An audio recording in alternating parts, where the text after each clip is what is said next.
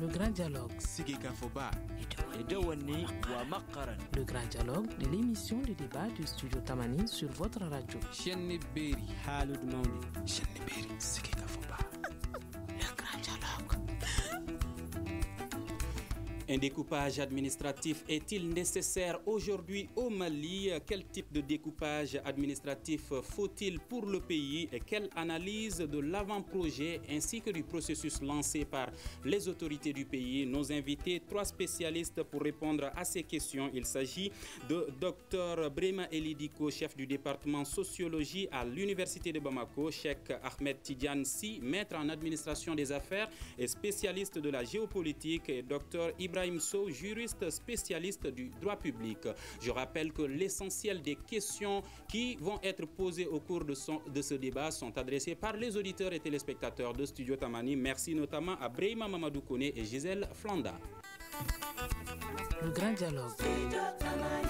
Première question qui sera adressée à vous, Monsieur Cheikh Ahmed Tidiane Sy. Pourquoi est-ce qu'un découpage administratif est nécessaire aujourd'hui au Mali? Merci de me donner l'opportunité de donner mon avis sur un sujet aussi crucial de notre pays et à un moment assez crucial aussi. Moi, je dirais plutôt que c'est un redécoupage, parce que le pays est d'ailleurs découpé en régions. En régions, tout à fait. N'est-ce pas? Il y a une refondation que peut-être que les autorités veulent amorcer. Et moi, de mon point de vue, je pense que ce redécoupage est nécessaire. Est vraiment nécessaire pour plusieurs raisons. Peut-être que l'occasion me serait donnée de donner mon avis là-dessus.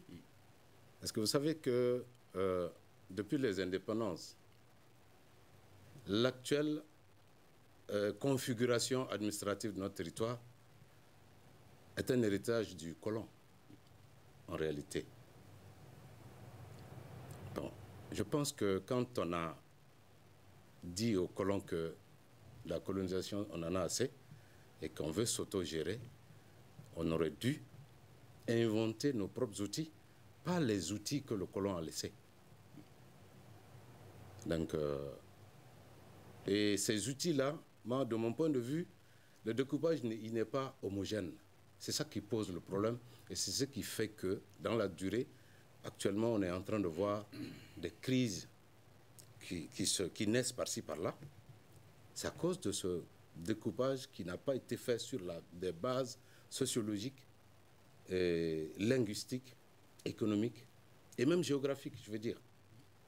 Avant le colon, le Mali était... Avant l'avènement de la colonisation, on sait, les sociologues et d'autres personnes mieux que moi seront mieux indiqués pour dire qu'on a des régions ou des terroirs naturels dans ce pays. Et pourquoi?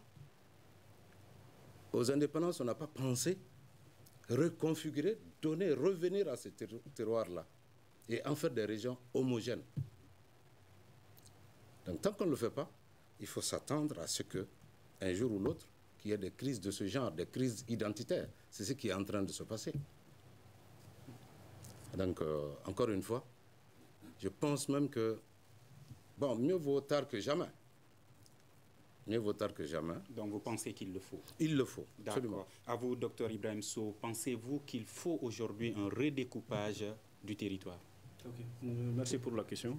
Je pense que vraiment c'était une question qui était d'actualité depuis les années 2000, qu'il faut y aller vraiment vers une autre forme vraiment de réorganisation du territoire national et qu'on aille vraiment vers la création de nouvelles circonscriptions.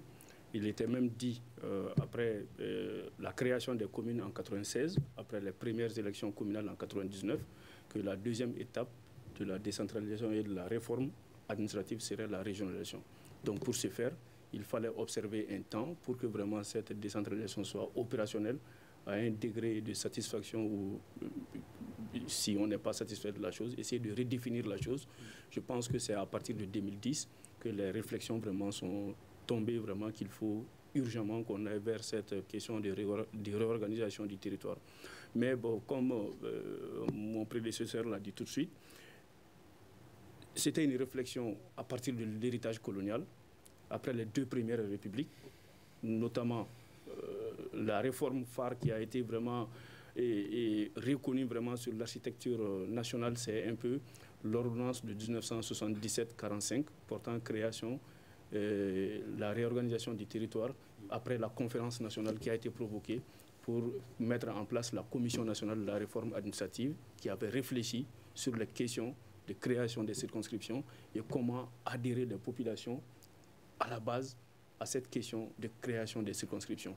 L'idée est partie de là, donc on est sorti avec 6 régions et de la 2e à la 3e République, on a basculé vraiment dans une forme de décentralisation, de démocratie, disons, qui doit découler à l'exercice de la démocratie locale en 1996. Donc on est parti vraiment vers la création de ces circonscriptions. Et en 1999, qui a donné naissance également à la création des circonscriptions et des collectivités, régions et cercles.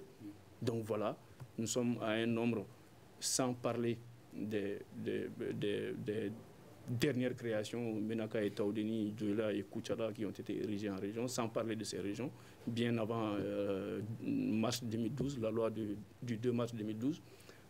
Déjà, on avait vraiment une région, 8 régions et ainsi de suite.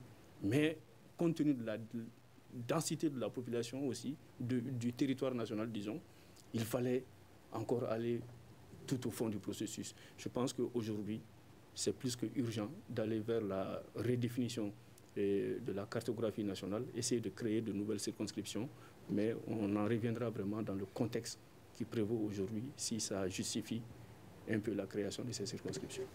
Docteur Brima Elidiko, si vous pensez aussi que c'est possible et qu'il faut le faire, est-ce que vous pensez que c'est indispensable à l'heure actuelle? Bien, merci de m'avoir associé à ce débat. Est-ce que c'est possible? Oui, tant qu'on veut, on peut.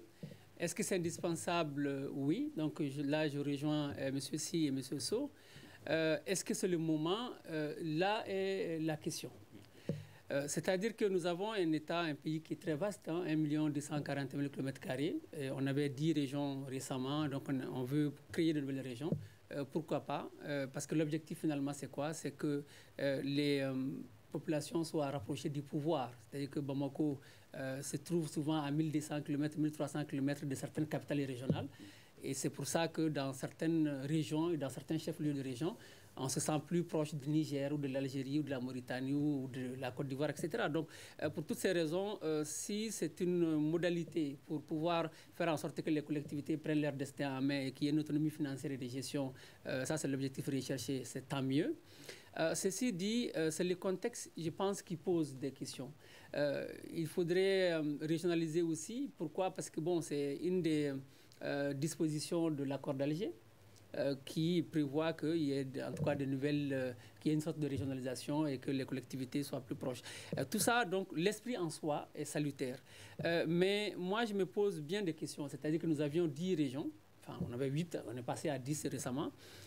Mais quelle autonomie véritable on a accordé à ces régions? Il y a beaucoup de compétences qui ont été transférées. Si je prends le cas des mairies, des compétences dans le domaine de l'éducation, dans le domaine de la santé, mais les ressources financières n'ont pas accompagné.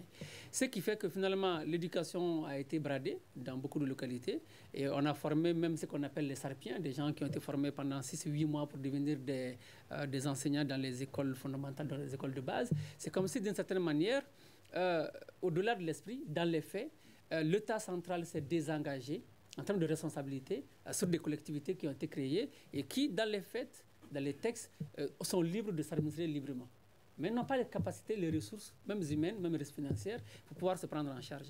Et donc cela peut poser des questions. Ces nouvelles régions qu'on va créer, avec quelles ressources on va les créer et quelles compétences on va transférer? Si vous prenez le cas de Gao, Gao a été un peu dépiécé pour créer la région de Kidal, ensuite a été dépiécé pour créer la région en fait, de Menaka. Donc là aussi, on va encore dépiécer Gao, on va créer encore d'autres régions. Et finalement, qu'est-ce qui va rester? Mais ceci a dit quelque chose qui est très important, c'est-à-dire que nous sommes dans un pays qui est vraiment un pays qui a une grande histoire. Vous avez les Djahounou, dans la région de Kaye, vous avez le Kingi, vous trouvez le Wassoulou, le Birgo, le Massina. etc., le Mandé. Donc là, ce sont des entités historiques dans lesquelles les gens se retrouvent et qui veulent dire quelque chose. Des régions comme ça, proposées par le haut et qui doivent être acceptées par le bas, ne veulent pas dire grand-chose. Je pense que tel que pensé, en tout cas le projet de réforme qu'on a vu et qu'on va discuter, d'une certaine manière, est conflictuel, en tout cas dans sa façon d'être présenté. Parce que si je prends le cas de la décentralisation, il y avait quand même une mission de la décentralisation qui a travaillé pendant 3 ans ou plus, enfin je parle sous le contrôle de Sceaux, et les gens ont été concertés. Malgré 2 ans, 3 années de concertation, il y a eu un grave problème dans le choix des chefs-lieux de commune. Parce que vous savez que là aussi, nous avons en matière de droit, je ne suis pas juriste, ça je parle sous leur contrôle, une juxtaposition du droit coutumier et du droit conventionnel. C'est-à-dire que la terre appartient à celui dont l'ancêtre a été le premier à piocher, à la mettre en valeur. Mais quand on voulait créer les nouvelles communes, qu'est-ce qui est arrivé? C'est que les seconds arrivants, finalement, ont pu créer des villages qui sont devenus des bourgs, alors que les villages mères étaient restés un village qui, en tout cas, du point de vue de la décentralisation, n'était pas viable pour abriter un chef-lieu de commune. Et c'est pour ça que souvent vous avez des communes de 3 villages, des communes de 4 villages et des communes souvent qui couvrent une grande superficie et qui fait pratiquement l'équivalent de certains cercles au Mali. Donc je pense que oui, c'est nécessaire, c'est indispensable, mais il faut se donner le temps au temps. Parce que nous sommes dans un contexte de légitimité du pouvoir, de crise politique à Bamako, une crise post-électorale majeure, mais qu'on est en train, d'une certaine manière, de gommer ou de zapper.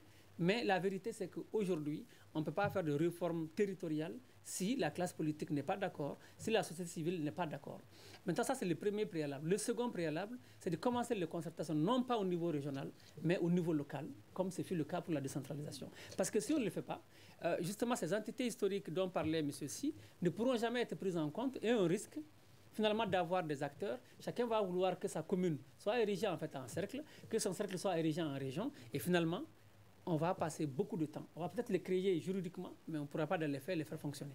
D'accord. Voilà. Alors, docteur Ibrahim Sow, que disent nos textes par rapport au découpage administratif? Bon, par rapport au découpage administratif, vraiment, il n'y a pas un texte consensuel qui est là. C'est juste comme Diko l'a dit tout de suite, vraiment, c'est de renvoyer la décision au niveau local.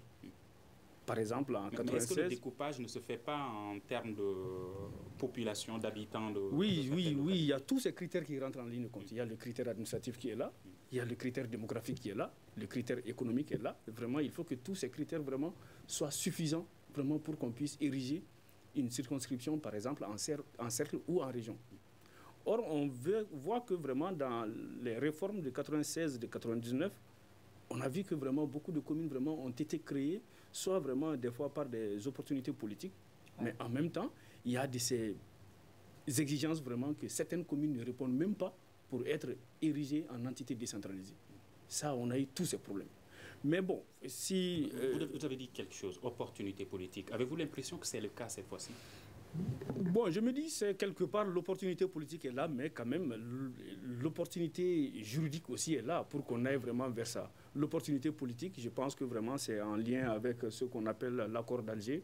Donc vraiment, je ne peux pas engager vraiment l'accord d'Alger pour la faisabilité de la création de ces circonscriptions, mais quand même, l'opportunité juridique, l'opportunité physique qui est là, qu'on est en train de vivre, on sait que vraiment, il y a beaucoup de circonscriptions qui sont vides. Il n'y a pas de personne, il n'y a pas d'autorité déconcentrée, il n'y a pas de représentant de l'État, il n'y a rien. Donc il faut que vraiment ces zones soient animées pour qu'il y ait vraiment une vie. Et puis bon, ça peut être vraiment un facteur aussi d'être vraiment en sécurité quelque part. Donc il faut qu'on aille vraiment vers la création de ces circonscriptions. Mais du point de vue juridique, ce qu'on a vu comme, par exemple, les projets de draft qu'on a vu circuler vraiment sur les réseaux sociaux, je ne pense pas que vraiment ça soit le vrai draft, le vrai projet. Parce que vraiment, si c'est le vrai projet, je pense que vraiment c'est scandaleux quand même. C'est scandaleux. Mais si ce n'est pas le vrai projet, pourquoi les autorités n'ont pas réagi pour démentir que ce n'est pas... Non, je ne sais pas. Si vous avez regardé le journal avant-hier, le mardi, le journal de 20h du mardi, le Premier ministre à la rencontre de la majorité présidentielle, il a dit, il est venu vraiment avec la vraie version du projet, soumettre vraiment à l'appréciation de la majorité présidentielle. Donc cela sous-entend que vraiment le projet qu'on a vu vraiment sur les réseaux, ça nous amène des doutes. Est-ce que vraiment c'est la vraie version? Donc il faut qu'on ait accès vraiment à la vraie version. Vous, les journalistes, vraiment, vous pouvez nous informer sur ces détails. Mais quand même, moi, je ne suis pas très sûr que vraiment le projet qu'on a vu sur les réseaux, je ne suis pas très sûr vraiment que c'est la version provisoire qui a été conçue, soit par le département ou par n'importe quel service, je ne sais pas. Mais quand même, si on prend par exemple un exemple de cas comme la région de Ménaka, par exemple, la région de Ménaka qui constitue une poignée de personnes, et dans le code des collectivités, on a vu, quand on va ériger une entité en commune, par exemple, l'article 5 du code des collectivités nous renvoie déjà à un minimum de nombre de conseillers d'une commune de 11 conseillers en raison de 10 000 habitants. Est-ce que la région de Ménaka, dans sa globalité même, vaut 10 000 habitants? Moi, j'ai ce problème. Et d'autres circonscriptions qui ont été érigées en région, mais en réalité qui n'ont pas vraiment certaines potentialités vraiment pour être érigées en région. Mais je sais que vraiment, comme le Premier ministre l'a dit, on attend un peu les concertations régionales et si toutefois les concertations locales pour que vraiment toute la population vraiment puisse adhérer à la réflexion, et puisque c'était la logique de 96. Toutes les associations de villages, de quartiers, les chefferies, les autorités traditionnelles, les représentants de l'État, les maires et autres vraiment ont été impliqués dans la création de ces communes. D'accord. Ces conférences régionales sont prévues du 13 au 17 novembre prochain selon les autorités du pays. Alors, est-ce que vous pensez que si, au cas où ce document qui circule sur les réseaux sociaux et partout à travers le pays ne serait pas le bon document, est-ce que les autorités ne sont pas en retard puisque le 13 c'est dans 5 jours? Monsieur Si. Très bien. En retard, ça, on n'en parle même pas. C'est-à-dire que dans ce pays, c'est vraiment dommage. Vraiment dommage qu'à chaque fois, on essaie de mettre la charrue avant le bœuf. Rappelez-vous que lors des élections, il a fallu qu'il y ait des documents qui sortent et on tape sur la table et un autre document sort. Non, il y avait des erreurs, bon, on a problème de compilation. C'est quoi ça? Avez-vous l'impression que c'est fait exprès? Oh, je n'en sais rien. Je n'en sais rien. Je suis militant d'un parti politique. Tu sais, bon, tous les moyens sont bons pour atteindre son objectif. C'est comme l'impression. Mais j'avoue qu'il est temps, grand temps pour nous Maliens. Surtout, nous les intellectuels, entre guillemets. Je le dis entre guillemets, parce que n'est pas intello celui qui est allé à l'école du Blanc. C'est clair. Parce qu'on a l'impression de confondre les deux. J'ai étudié dans la langue de Shakespeare ou de n'importe quoi, mais de Molière. Mais est-ce que ça veut dire que vraiment j'ai acquis la connaissance, je suis un intello? Non. Comme dit Magma dans son émission, les Africains ont eu tous les diplômes du monde, n'est-ce pas? Mais on est resté des ignorants dans le vestibule du savoir, n'est-ce pas? Donc, faire exprès, je n'en sais rien. Je ne peux pas préjuger de ça, mais je me dis quand même qu'il y a une mauvaise façon de travailler. Si l'on veut, si on le fait pour ce pays, pour l'intérêt de ce pays, pour l'intérêt du Mali, je pense que ce n'est pas la bonne façon de faire. Faire sortir, fuiter un document et venir dire que ce n'est pas la bonne version.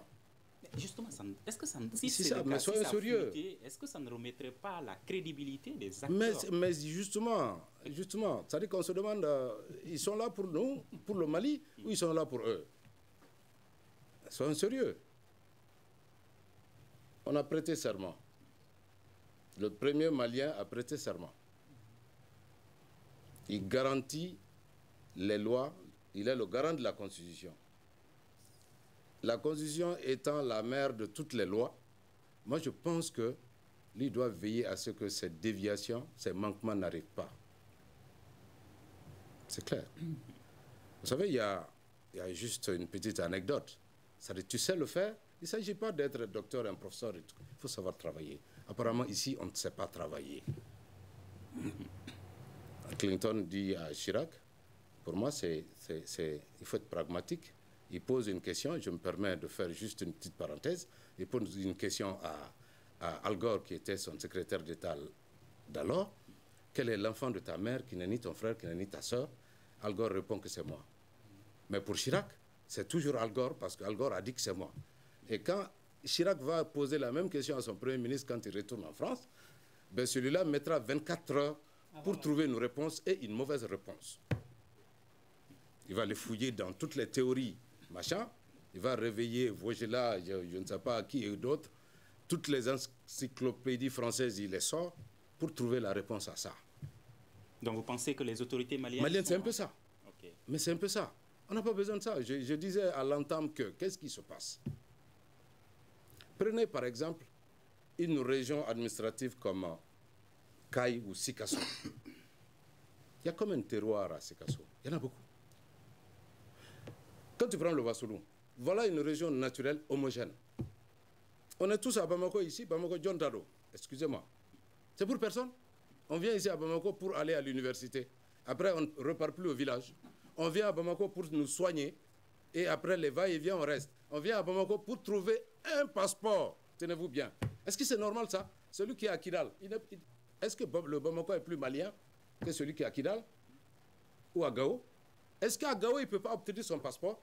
Il ne doit pas pouvoir obtenir son passeport ou se soigner convenablement? Le problème, il ne s'agit pas seulement de refaire un découpage, faire une liste. Comme quoi, bon, voilà, bon, il y a Menaka qui devient une région, il y a, je ne sais pas moi, Gundam qui devient une région, etc., etc. Il ne s'agit pas de ça. Il faut mettre ensemble des choses qui se ressemblent, qui vont ensemble. C'est ce qu'il faut faire. Et faire de Bamako, enlever beaucoup d'autorités à Bamako. C'est ça le mal. Le problème du Mali, on va décentraliser, on va régionaliser, on va découvrir à la guise. Tant qu'on ne retire pas un certain nombre de pouvoirs de Bamako, on viendra tous à Bamako ici, on va abandonner ces régions, il n'y aura rien. D'accord. Docteur Brema Ilidiko, que ce document qui circule soit le bon ou pas, il y a quand même un document qui est élaboré ou en cours d'être élaboré. Alors, est-ce que ce document devrait être élaboré par la population ou est-ce que la population devrait juste accueillir un document? Bien, en fait, ce document, nous l'avons vu tous, hein, il n'a pas de cachet. Donc, en réalité... Non, c'est un document PDF qu'on a vu circuler, il n'a pas de cachet, donc on ne sait pas qui l'a élaboré. Bon. Mais qui va se donner... oui, non, mais vous savez, le problème, c'est qu'il y a deux options. Enfin, moi, je pense qu'il y a deux hypothèses, comme on travaille avec des hypothèses. Parce que l'État n'a pas démenti. Une des hypothèses, c'est que l'État, enfin le gouvernement, a véritablement demandé au ministère de l'Intérieur, de l'administration territoriale de faire le truc. Ils ont fait l'avant-projet, ils ont laissé fuiter pour entendre un peu les échos. Souvent, les politiques sont très forts, ils font ça. Donc, pour prendre un peu quoi, la tension, la température. Et après, bon, ben, ils voient qu'il y a beaucoup de tensions autour, parce qu'après, on a vu Irganda et autres associations faire des réunions, et chacun a proposé que telle commune soit telle région, telle, je sais pas, tel cercle soit telle région, etc. Et donc, après, bon, ben, après, comme ce n'est pas signé, donc personne n'est coupable. Mais la deuxième hypothèse, c'est qu'en réalité, le gouvernement communique mal. Il communique très mal parce que ce n'est pas la première fois qu'un document fuite et qui concerne le gouvernement. Souvent, même des choses qui se passent au Conseil des ministres sont connues avant même la lecture du Conseil des ministres, en fait, au journal de 20 heures. C'est-à-dire quelque part, il y a un déficit de contrôle de l'action gouvernementale et surtout que les gouvernements successifs, hein, à des moments peut-être différents, ont toujours, entre guillemets, mal communiqué. Je prends juste l'exemple du recensement de la carte NINA à l'époque. Dans certaines localités, les agents recenseurs ont été chassés, littéralement, de beaucoup de villages. Même à Bamako, les gens, au début, ne voulaient pas se faire enrôler. Et après, il a fallu faire beaucoup de campagnes. Après, les gens se sont bousculés. Il fallait faire l'accueil toute la journée et puis souvent payer un peu pour passer devant les autres. Donc ça, à chaque fois, ça arrive.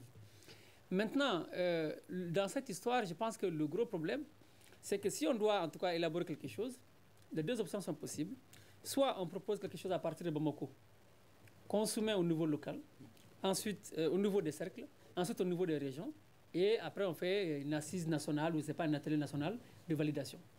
Soit on laisse complètement les propositions, on dit aux Maliens, maintenant tel que le Mali, nous avons hérité en tout cas une administration, on va dire, une organisation politique coloniale telle que M. Sy l'avait dit. Ce qui est une vérité. Et après 60 ans, l'État n'est pas toujours très proche des citoyens.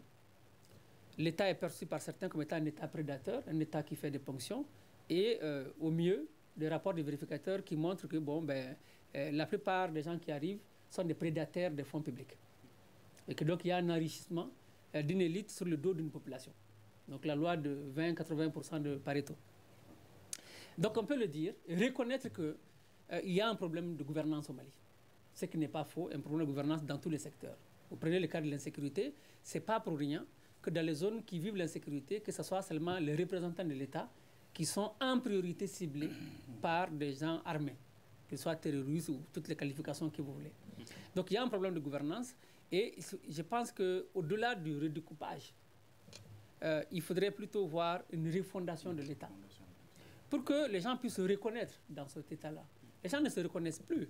Pourquoi, malgré l'insécurité, les maires ont fui, les préfets, les sous-préfets, tous ceux qui représentent l'État, tout le monde a fui, mais les chefs locaux sont restés, les chefs coutumiers, parce qu'ils ont une certaine légitimité, parce qu'ils avaient des comportements respectueux vis-à-vis de la population. Je ne dis pas que tous les administrateurs le sont, mais dans la façon globale, parce que vous savez, quand vous avez un seul morceau d'arachide qui est pourri, ben ça pourrit tous les sacs. Enfin, en tout cas, ça ternit l'image de tous les sacs. C'est un peu à quoi on arrive.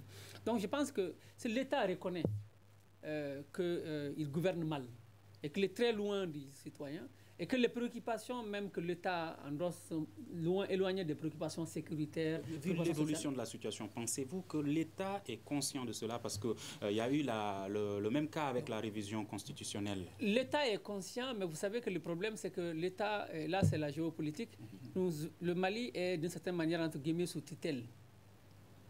Je donne juste un exemple. Hein. On a organisé une conférence dite d'entente nationale. Moi, je dis ça comme ça, dite d'entente nationale, qui a fait des recommandations. Une des recommandations, c'était de discuter avec Iyad Agali et Amadou Koufa. Donc, si la conférence était d'entente nationale, on devait appliquer les recommandations.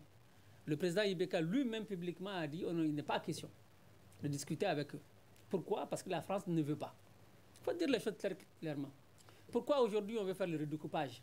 Pas parce que seulement c'est nécessaire, on l'a dit, on ne va pas répéter cela. Mais est-ce que c'est opportun? Si oui, d'accord. Mais est-ce qu'on doit l'organiser tel qu'on veut le faire? Parce que si on le fait, c'est comme si on marche sur la tête. On commence par le sommet, et après on va concerter qui au niveau local. Parce que si les régions le décident, on va juste mettre les gens devant les faits accomplis. Et à l'Assemblée a acquise au pouvoir en place. Donc on risque de faire comme en 2009, le code des personnes de la famille. On va aller valider quelque chose qui après va avoir des conséquences et va être inapplicable. Donc, il faudrait juste que les gens se ressaisissent et qu'on sache que, bon, c'est vrai que la communauté internationale est là, elle est supposée nous aider. Bon, elle n'a pas joué complètement tout son rôle comme elle doit le jouer, sinon on n'en serait pas là. La question du DDR est un des exemples. Depuis 1 an, les camps sont disponibles, mais on n'arrive pas à bouger. Parce qu'en fait, elle n'a pas tapé du poing sur la table, etc. Donc, il faut que les gens s'assument. Donc, l'État peut dire, ben, de toute façon, le Mali, personne ne le fera à notre place, qu'on veut redécouper. Pour le moment, donnez-nous le temps qui peut aller même au-delà d'un mandat qui est 5 ans.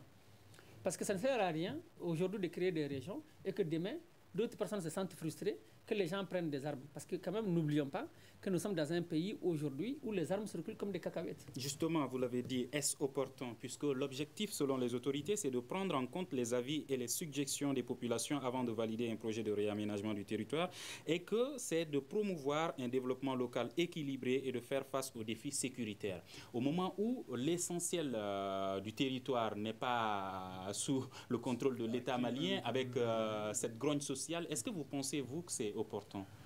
Je me dis vraiment, ce que vous venez de citer, c'est beau à entendre. Si c'est pour impulser le développement local, vraiment, c'est beau à entendre. Et puis, l'initiative est salutaire. Mais l'essentiel est que vraiment, il faut que le projet vienne de la base d'abord. S'il y a le consensus de la base, sur l'unanimité de la base, vraiment sur le redécoupage du territoire, la création des circonscriptions des entités, il n'y a pas de problème. Mais est-ce en principe, ça doit est-ce qu'en ce moment, il est même possible de recueillir l'avis de la base? C'est ce qui n'est pas évident. C'est ce qui n'est pas évident. C'est que vraiment, la crise nous met dans une certaine situation, comme Diko l'a dit, vraiment, il y a dans tous les secteurs, dans tous les indicateurs de la gouvernance aujourd'hui, il y a une certaine paralysie vraiment à tous les niveaux. La gouvernance institutionnelle, on ne peut pas dire aujourd'hui que toutes nos institutions répondent aux normes, aux exigences de la Constitution. Je prends l'exemple du Haut Conseil des collectivités qui vraiment a terminé son mandat depuis combien d'années? Avec les ratés des élections communales de 2016, on doit en principe dissoudre le Haut Conseil des collectivités. On parle toujours des élections communales partielles, mais qui seront vraiment les répondants vraiment des 59 communes vraiment qu'on n'a pas pu renouveler en 2016, qui seront les répondants vraiment de ces entités-là au niveau du Haut Conseil des collectivités. Ça, c'est un problème. Les élections des conseils de cercle, des conseils régionaux, si vous voyez que vraiment on n'arrive pas à tenir tout ça, c'est parce que la crise sécuritaire est là. Comme Diko l'a dit, vraiment, on n'a pas la même mise vraiment sur l'ensemble du territoire national pour faire vraiment ces consultations électorales. Et même si vous voyez à la sortie des élections présidentielles, c'est vrai, ça a été fait, mais à quel prix? On a vu que vraiment dans certaines circonscriptions, il n'y a pas question vraiment que vraiment l'armée régulière, vraiment l'armée régalienne de l'État vraiment soit présente dans ces circonscriptions électorales. Pourquoi? Donc on va créer ces mêmes circonscriptions administratives qui seront en même temps des circonscriptions électorales encore pour choses. Oui. Et si vous permettez, juste à ce niveau-là, vous savez, le gouverneur de Taoudéni est à Tombouctou. La moitié de la population de Taoudéni vit à Tombouctou. Celui de Kidal était à Gao pendant longtemps, après il est parti à Kidal, mais en réalité, c'est la SEMA qui assure sa sécurité. Donc, alors, ce redécoupage sera fait selon les autorités pour la population. Mais est-ce que vous avez l'impression aujourd'hui que le citoyen lambda au fin fond du Mali est même au courant que des concertations régionales doivent se tenir? Pas du tout. Pas du tout, ils ne sont pas au courant. Vous savez c'est comme, on va dire que la plaie, c'est gangréné. En fait, quand une plaie se gangrène, elle est difficile à soigner. C'est ça notre mal. Et puis le second mal, c'est que malheureusement, toutes nos politiques publiques sont financées par autrui. Et la main qui donne est au-dessus de la main qui reçoit. Pensez-vous que ce redécoupage est dicté par d'autres? C'est clair, là. Même pour manger, là, il faut que quelqu'un nous donne l'argent. Mais ça, c'est très clair. Pour étudier, il faut que quelqu'un d'autre finance. Pour se soigner, il faut que quelqu'un d'autre finance. Quand tu n'as pas les moyens de ta politique, tu feras la politique de ceux qui ont les moyens. Ça, c'est évident. C'est une évidence, là. Mais seulement, faudrait-il que toi qui veux mettre en œuvre une politique et toi-même, tu sois sincère avec toi-même et tu le veuilles. Vouloir, c'est pouvoir. Mais est-ce qu'on veut véritablement se défaire de ce joug-là? Un professeur chinois a dit, je l'ai vu sur le réseau social, que lui, les Africains, ça va au-delà du Mali. Les Africains, c'est comme un chien que tu libères. Il revient toujours vers son maître. Il l'a dit. Je dis le chien, pour ne pas dire l'esclave. C'est en ces termes qu'il a dit. Quand tu lis ce qu'il est dit, c'est choquant pour un Africain, mais à la réflexion, c'est la pure vérité. C'est la pure vérité. Donc, bon, ça se fera. Ils ne sont pas au courant. L'autre, Diko a dit que le gouvernement communique mal. Il communique très mal, d'autant plus qu'ils ont eu cette initiative d'organiser un séminaire atelier sur l'élaboration d'une politique gouvernementale de communication. Ce jour-là, moi, j'étais dans la salle. J'étais là, je représentais mon parti politique, parce que les partis politiques étaient conviés. Ils se sont mis à faire des communications après le discours d'introduction, le lancement et tout ça. Moi, j'ai demandé la parole, j'ai demandé à m'exprimer en bambara. Ça a pris 7 minutes pour qu'ils acceptent que je m'exprime en bambara. Mais je voulais juste leur dire ceci. Comment se fait-il que vous travaillez pour les Maliens? La majorité des Maliens parlent bambara et vous ne voulez pas communiquer avec les Maliens dans la langue qu'ils comprennent. C'est un paradoxe. On me dit, non, il y en a ceux qui ont financé l'atelier, il y avait 2 messieurs des Européens et une dame. Non, il faut qu'ils comprennent. Je dis, mais si vous partez en Allemagne ou en Chine, ils vont cesser de parler chinois ou allemand parce que toi, tu es là. Ils ne vont pas le faire. Vous êtes là pour parler au nom de celui qui est dans sa pirogue, celui qui est derrière ses troupeaux, celui qui est dans son champ. Vous êtes là pour parler au nom de ceci. Alors, de grâce, ne trahissez pas les Maliens. Donc, ils communiquent très mal. Donc, ils ne sont pas au courant pour répondre, ça c'est certain. Et ça va mal se terminer, ça n'ira nulle part cette affaire-là. D'accord, courte pause avant de nous retrouver. Vous écoutez Studio Tamani, votre avis nous intéresse. Écrivez vos commentaires et suggestions sur la page Facebook et dialoguez avec nous. Studio Tamani, c'est aussi les réseaux sociaux. Le redécoupage administratif, c'est nécessaire selon nos invités, mais le moment est-ce opportun? C'est la question qui se pose. Alors, quel type de découpage administratif faut-il pour le Mali? C'est la question que nous allons adresser à Dr Sow. Bon, quel type de découpage? C'est vrai que vraiment, on est dans une lancée aujourd'hui. Il faut créer de nouvelles circonscriptions à caractère administratif, entité administrative, mais en même temps collectivité territoriale. Le découpage, je pense que je reviens un peu en arrière. Je pense que quand on dit que l'État, c'est une continuité, il faut que vraiment les dirigeants prennent en compte un peu ce qui a été conçu, ce qui a été fait comme conception en termes de réforme administrative. Et je m'adresse vraiment au ministère de la réforme administrative, vraiment qu'il y a beaucoup de choses à faire dans ce pays, il y a beaucoup de réformes à faire. Et en 2000, il y avait un projet de texte définissant un peu pour essayer de redéfinir le statut particulier du district de Bamako. Parce que là, et depuis 2000, ce projet est déjà sous les tables, mais à chaque échéance électorale, la classe politique, l'influence politique fait que vraiment on écarte le dossier parce que chaque élu veut sauvegarder vraiment son point de chute dans les 6 communes. Le contenu de ce projet, c'est que vraiment il faut y aller vraiment comme le cas du Sénégal et du Burkina. C'est-à-dire ériger Bamako en région. Il y a un vide de déconcentration dans le district de Bamako qui est là. On n'a pas de préfet, on n'a pas de sous-préfet. Donc il fallait ériger Bamako en région et les 6 communes seront les communes d'arrondissement. Oui. Les 6 communes seront les communes d'arrondissement. En même temps, dans la réforme de la déconcentration, on va prévoir également la création des circonscriptions, cercles et arrondissements, dont le préfet et le sous-préfet seront désignés dans ce sens pour représenter l'État. D'accord, ça c'est pour Bamako. Et pour le reste? Ça c'est pour Bamako. Pour le reste, il y a des vides du territoire qui sont là. Comment animer ces territoires-là? Donc forcément, il faut aller vers la création de nouvelles entités. Mais je me dis aujourd'hui, même avec la loi du 2 mars 2012, dont vraiment on dit que l'accord a pris sa souche dedans, je me dis vraiment il y a certaines circonscriptions, on n'a pas besoin de les ériger en région parce qu'ils ne répondent vraiment à aucun critère qui sont là. Il n'est pas question également qu'on essaye de remonter les arrondissements en cercle, les communes en cercle, parce que dans la logique de certains, c'est ça au fait. Quand on va ériger les cercles comme Menaka, Taoudeni, Nyono, Douanzan, ainsi de suite en région, donc forcément, les arrondissements qui sont à l'intérieur de ces cercles seront des cercles. Et les communes d'arrondissement qui sont à l'intérieur de ces arrondissements seront des arrondissements, ainsi de suite. Donc il faut qu'on essaie vraiment de déplacer le problème. Parce qu'il n'est pas dit que vraiment chaque entité administrative soit érigée en circonscription, cercle ou arrondissement. Il y a de ces exigences qui sont là, comme on l'a dit depuis le début de la discussion, comme quoi il y a la question de la potentialité démographique est là, le potentiel humain est là.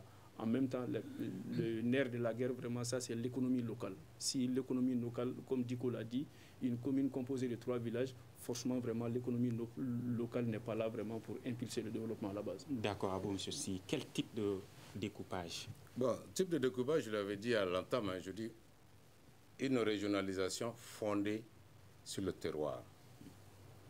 Quand il y a un ancien ministre, en tout cas, qui a eu le mérite de lancer cette proposition.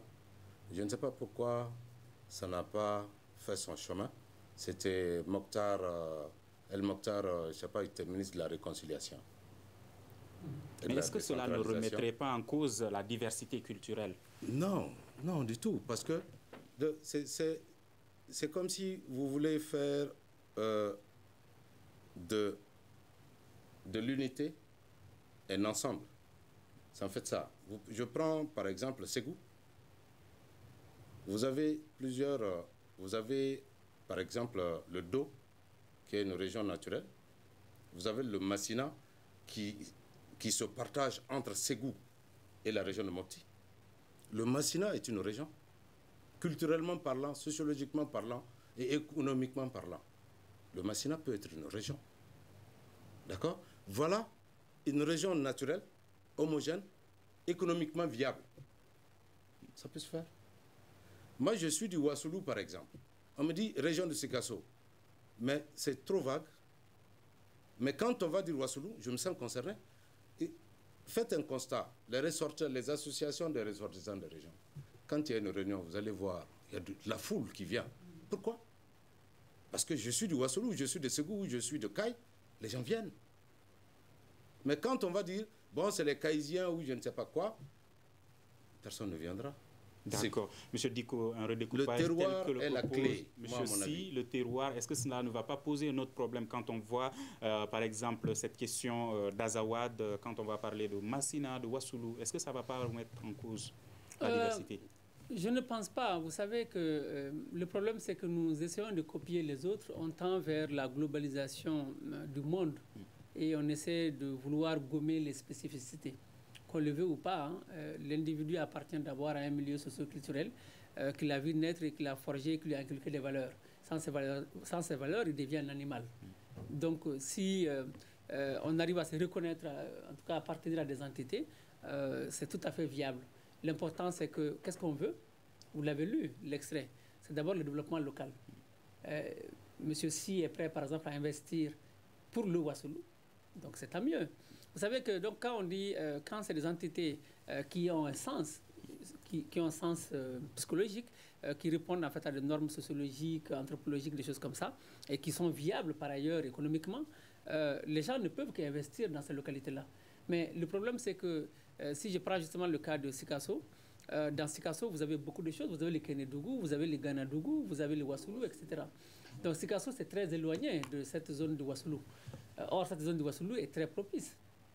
Donc, c'est juste un exemple entre autres. Quand je prends le Birgo, la zone de Kita, donc c'est pareil. On peut bien faire ça.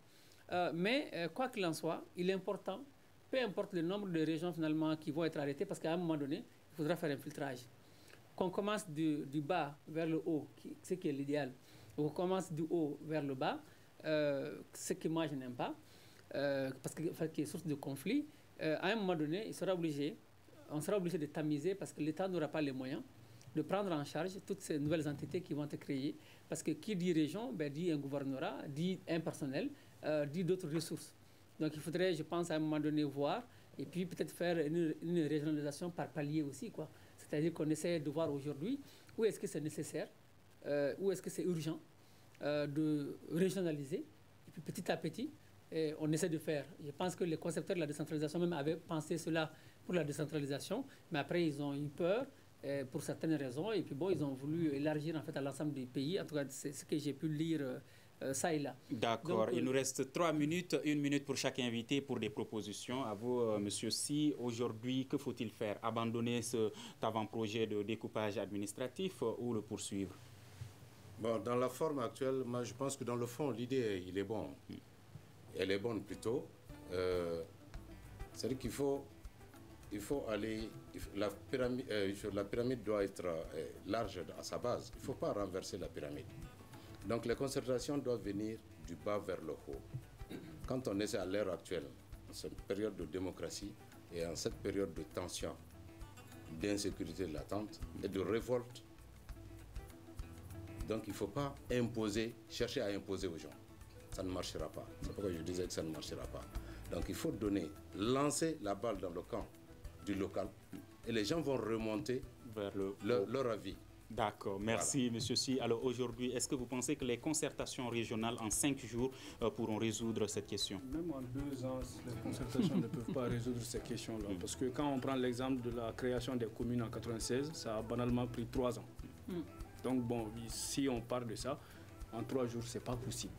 Moi, ce que j'allais proposer, la logique politique, il ne faut pas que vraiment toutes ces circonscriptions soient représentées à l'Assemblée nationale à partir de l'élection législative de 2019, disons. Il ne faut pas qu'on aille sur cette logique. Moi, je n'associe pas la création des circonscriptions à la représentation de ces entités à l'Assemblée nationale. D'accord, 30 secondes à vous. 30 secondes. Merci bien. Moi, je voudrais juste dire que pour le moment, il faut observer une pause et travailler à concilier la classe politique à Bamako. et ensuite s'occuper du DDR dans les régions où en fait le DDR est prévu. Et après, on va travailler ensemble pour le Mali. D'accord, merci. Je l'ai dit au début de ce débat, l'essentiel des questions ont été suggérées par des internautes, des auditeurs et téléspectateurs. Merci à monsieur Brahima Mamadou Koné et madame Gisèle Flanda. Je rappelle que Studio Tamani, c'est toutes les voix du Mali. Vous pouvez tous les jours proposer des sujets de débat et même des questions autour des grands dialogues. Merci à nos invités, monsieur Dr Ibrahim Sow, juriste spécialiste du droit public, Dr Brahima Elidiko, chef du département sociologie à l'université de Bamako, Cheikh Ahmed Tidjansi, spécialiste de la géopolitique, à la régie audio et vidéo Seydou Dao et Mamadi Keïta. Je suis Mohamedou Touré. À demain pour un prochain numéro du Grand Dialogue. Et je rappelle que ce débat sur le découpage administratif, nous le ferons en langue nationale également. Le Grand Dialogue. Le Grand Dialogue de l'émission de débat du Studio Tamani sur votre radio.